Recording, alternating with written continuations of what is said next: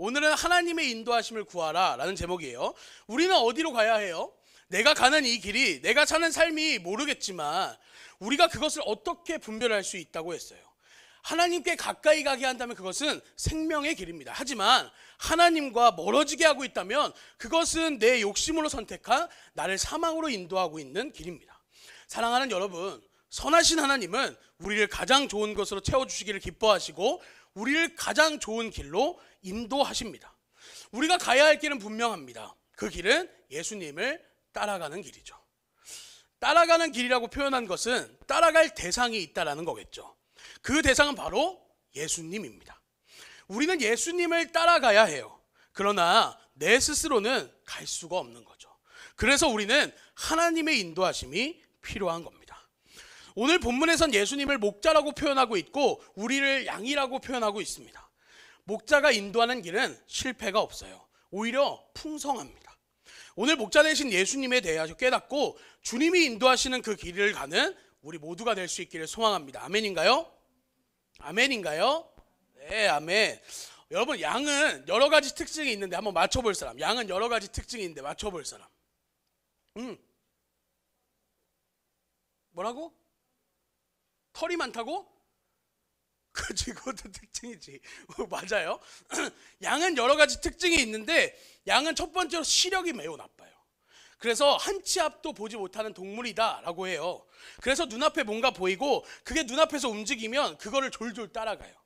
그러니까 쉽게 말해서 지금 양을 치는 개들이 옆에서 뛰어다니면 그게 목자인 줄 알고 쫓아가는 게 바로 양인 거예요. 그리고 두 번째는 잘 속는데요. 그러한 양떼의 형편없는 분별력을 이 야생의 개들이 잘 알고 있었다고 해요. 야생동물들이. 그래서 예전부터 야생개들은 야생의 양떼를 교묘히 유도해서 좁은 골짜기로 몰아넣은 뒤에 잡아먹곤 했다고 해요. 이게 두 번째 특징입니다. 그러면 세 번째는 이기적이고 멋대로인 동물이래요. 새끼 양들이 배가 고파서 어미로 보이는 양들에게 다가가서 우유를 얻으려고 다가가면 양들은 매정히 뿌리쳐버린대요. 그리고 그냥 가버린대요. 우리가 양을 그저 온순한 것 같지만 실은 상당히 이기적이고 멋대로인 면도 있다라는 거죠.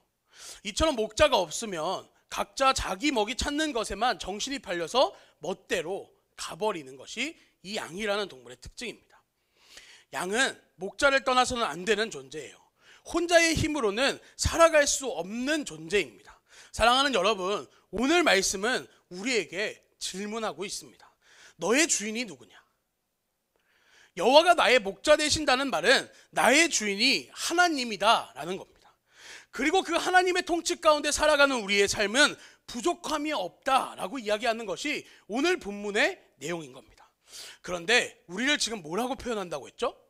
양이라고 표현하는 것을 통해서 알 수 있듯이 우리는 내가 주인 되어서 마치 목자 없는 양처럼 각기 제 갈 길로 가려고 합니다.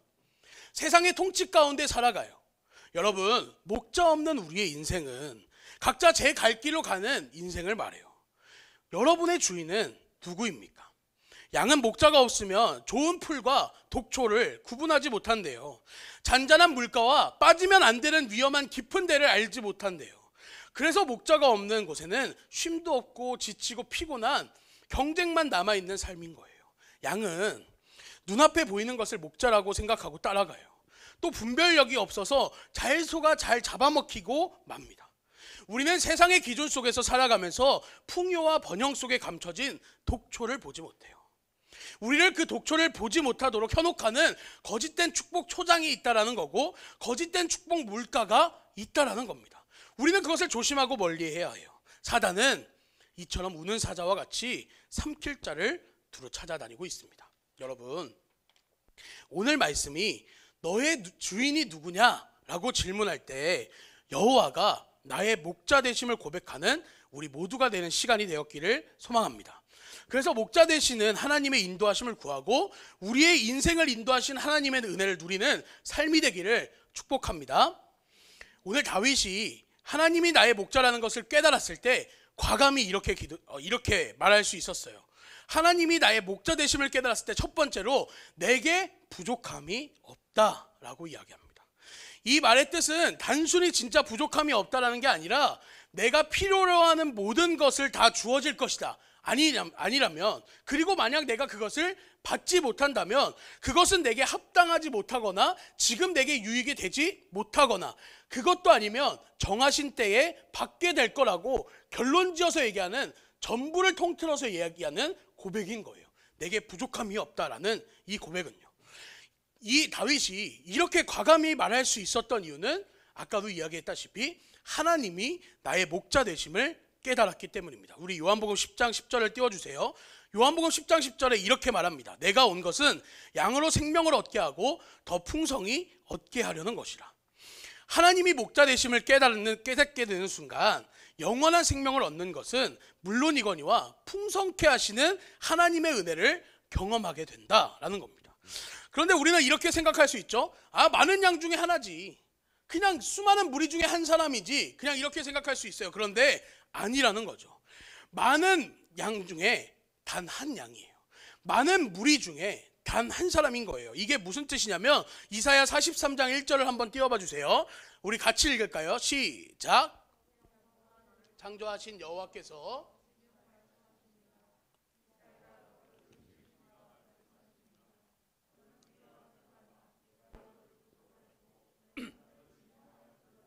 너는 내 것이라 지명하여 불렀다. 다음 거 바로 띄워주세요. NIV 성경에서는 이렇게 표현합니다. 제가 영어를 잘 못 읽지만 이해해 주세요. I have summoned you by name.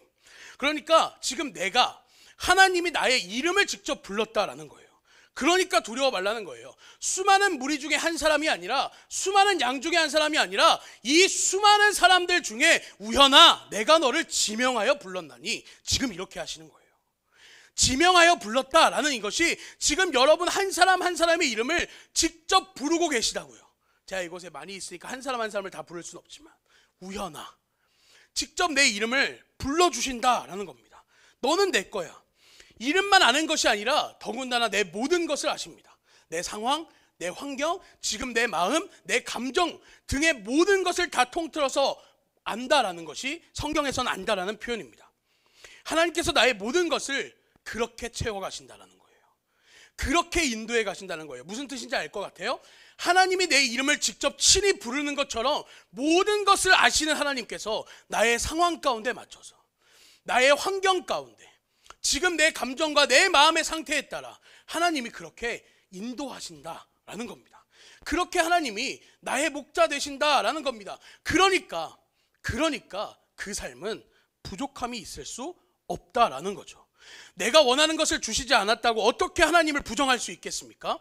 하나님이 나의 목자 되심을 깨닫게 되는 순간 우리는 고백할 거예요. 다윗처럼 할렐루야, 주님이 나의 전부 되셨습니다.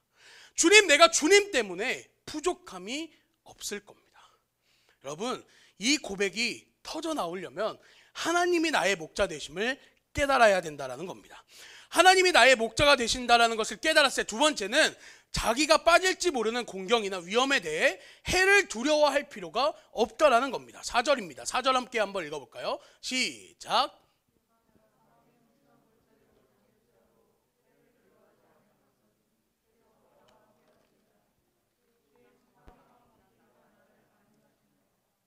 아멘. 2절에 보면 이렇게 표현해요. 그가 나를 푸른 풀밭에 누이시며 쉴만한 물가로 인도하시는도다. 푸른 풀밭에 뛰어노는 양떼와 같이 축복받은 성도의 삶을 표현하고 있는 거예요. 그가 푸른 풀밭에 누이시고 쉴만한 물가로 인도하신대요. 또 우리의 영혼을 새롭게 회복하신대요. 하나님이 우리의 목자 되심을 깨달았을 때 더 이상 해를 두려워할 필요가 없습니다. 왜냐하면 그 목자가 나를 지켜주고 있기 때문에 다른 것을 쫓아갈 필요도 없고 다른 것에 속아서 잡아먹힐 이유가 없다라는 거죠. 이제는 목자가 인도하는 곳에서 좋은 풀을 먹으며 뛰어놀면 되는 것이다 라는 겁니다. 4절에 보면 사망의 음침한 골짜기를 다닐지라도 라고 되어 있죠.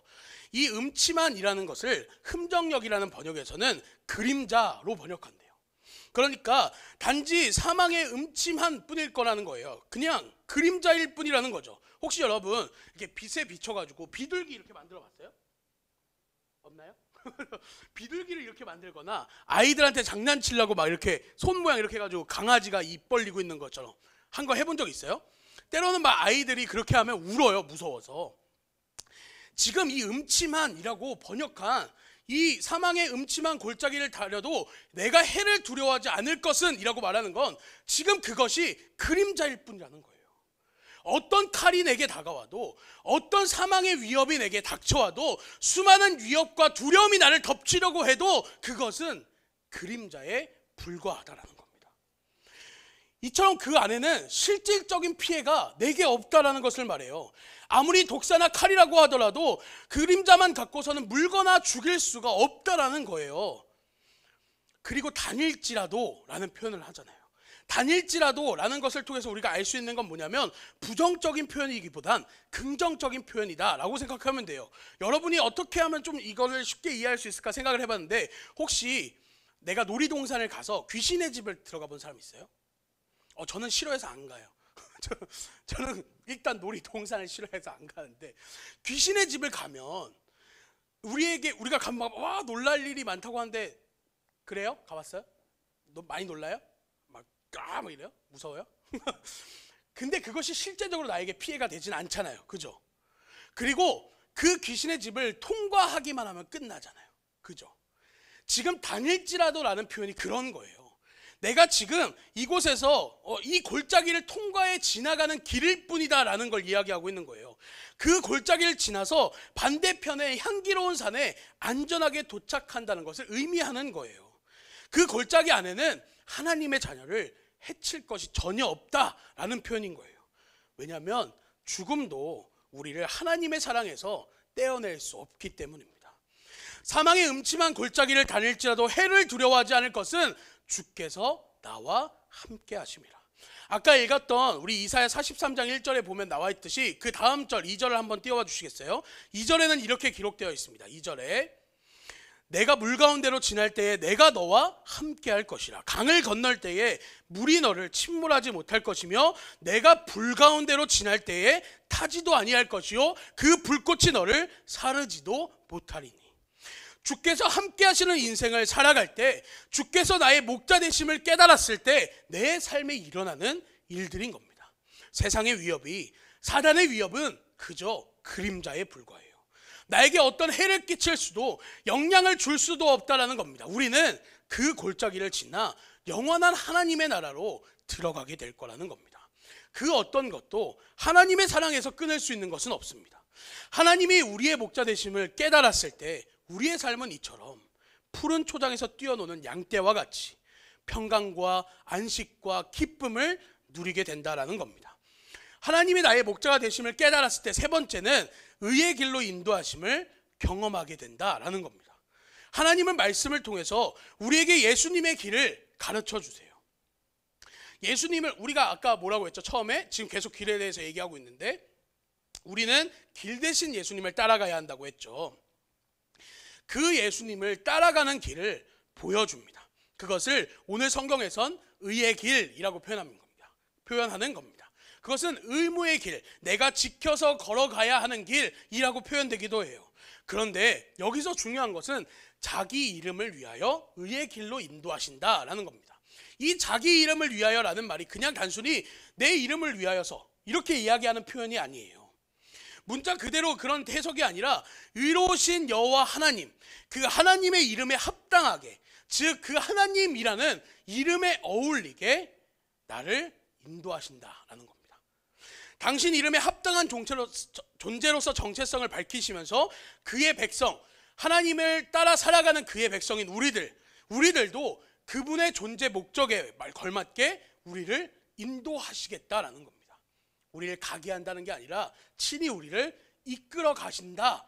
자기 이름에 합당하게, 자기 이름에 어울리게 우리를 직접 이끌어 가신다라는 말인 겁니다. 더 이상 내가 주인 되고 주인 삼았던 것을 하나님은 용납하지 않으신다라는 거예요. 세상의 종노릇하며 죄에 매여 있던 것을 이제는 허락하지 않으신다라는 겁니다. 나의 백성이면 나의 백성답게 살도록 하시겠다라는 겁니다. 내가 그렇게 살아야 된다라는 게 아니라 그렇게 하시겠다라는 겁니다. 오늘 본문은 우리에게 질문한다라고 했어요. 너의 주인이 누구냐?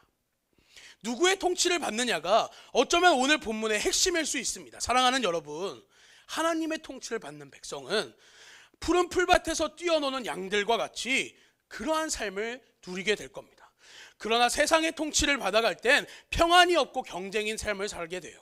끊임없이 두려워하고 불안해합니다. 세상이 보여주는 거짓 초장과 거짓 물가에 속지 마세요. 풍요라는 번영 속에서 여러분을 속이는 것에 갇히지 말라고요. 하나님의 통치에 따라 살아가는 삶이 제한적이고 갇힌 느낌이 주는 것 같은가요? 그 안에선 참 평안과 참 쉼을 누릴 수 있게 된다는 겁니다. 하나님은 자기 백성에게 죄에 빠질 만한 시련을 주실 때도 있어요. 그러나 그들이 그 죄에 빠진 채로 있게 하시지는 않는다라는 겁니다. 하나님께서 자기 이름에 합당하게, 즉 나의 백성답게 살도록 그 길을 인도하실 거예요. 그러나 여러분, 그것은 지금까지 계속해서 이야기했다시피 하나님이 나의 목자 되실 때 가능합니다. 여러분의 주인은 누구입니까? 자신입니까? 아니면 다른 어떤 것들이에요? 여러분이 주인 삼았던 모든 우상들을 내려놓고 오늘 하나님이 나의 목자 되심을 깨닫고 하나님의 인도하심을 구할 수 있기를 바랍니다. 만일 하나님이 우리를 그 길로 인도하셔서 걷게 하시지 않는다면 우리는 그 길로 결코 걸어갈 수 없습니다. 하나님의 인도하심을 구하세요. 하나님이 인도하시는 그 길은 부족함이 없습니다. 그 길은 푸른 풀밭에 누이시며 쉴만한 물가로 우리를 인도하실 거예요. 또한 자기 이름에 합당하게 자기 백성답게 살도록 이끌어 가실 겁니다. 오늘 본문 마지막에 보면 다윗이 이렇게 고백합니다. 내 평생의 선하심과 인자하심이 반드시 나를 따르리니, 반드시 나를 따르리니 내가 여호와의 집에 영원히 살리로다. 선하심, 뭐라 그랬죠? 가장 좋은 것으로 채워주시며, 인자하심, 실패하지 않는 하나님의 사랑을 말합니다. 끊임없는 하나님의 사랑을 말해요.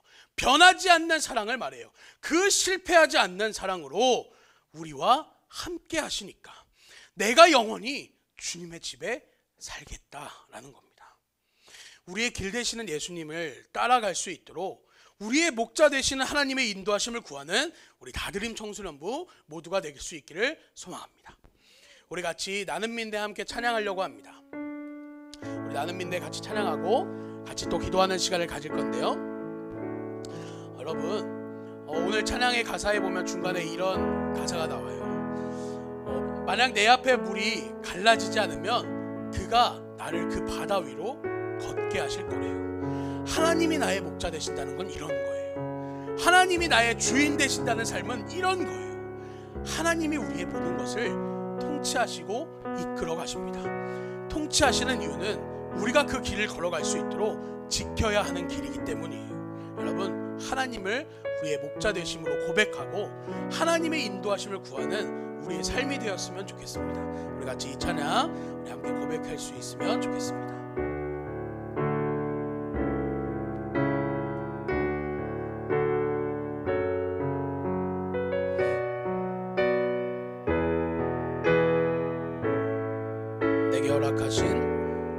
내게 허락하신 시련을 통해 나의 믿음 더욱 강하게 자라나고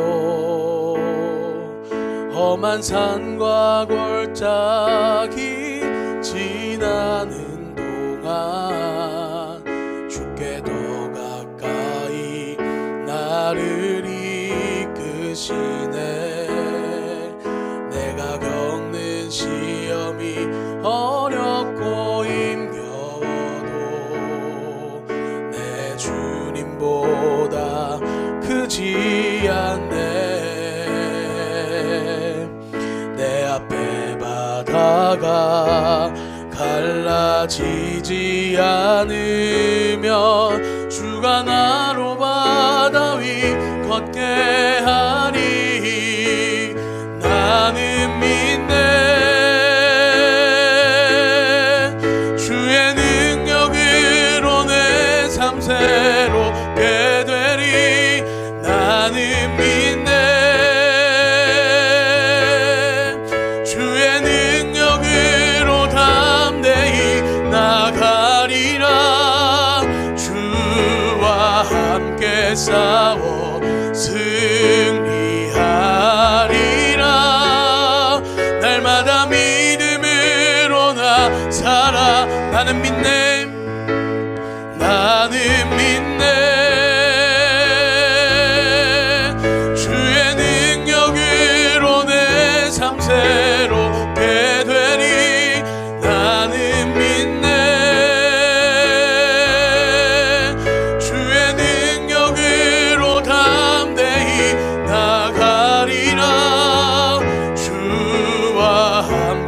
싸워 승리하리라.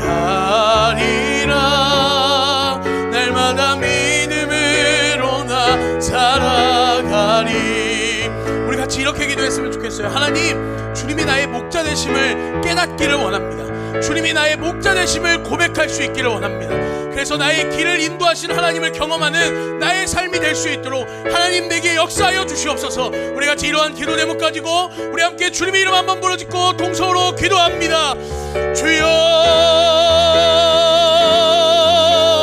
살아계신 하나님, 주님이 우리의 목자 되심을 고백하고 깨달을 수 있도록 하나님 역사하여 주시옵소서.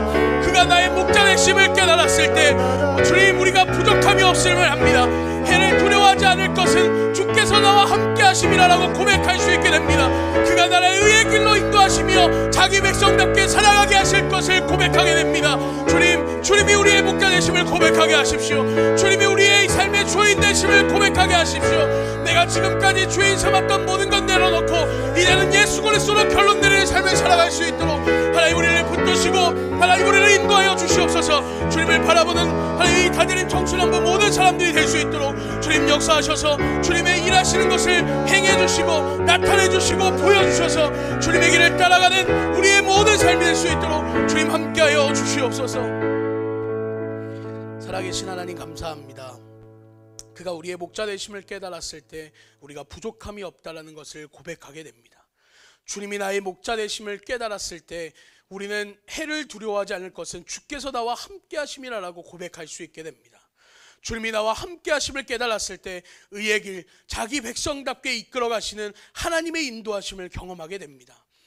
내 평생에 반드시 주의 선하심과 인자하심이 따르니 내가 주의 집에서 영원히 살리로다 하고 하는 고백들이 나오는 줄로 믿습니다. 주님 역사하셔서 우리의 이 고백이 우리의 삶의 고백 되어질 수 있도록 하나님이 이들에게 나의 삶의 주인이 예수 그리스도라고 주께서 나의 목자 되신다고 고백하는 우리의 삶이 될 수 있도록 하나님 붙들어 주시고 인도하여 주시옵소서. 감사드리며 살아계신 우리 주 예수 그리스도의 이름으로 기도드립니다.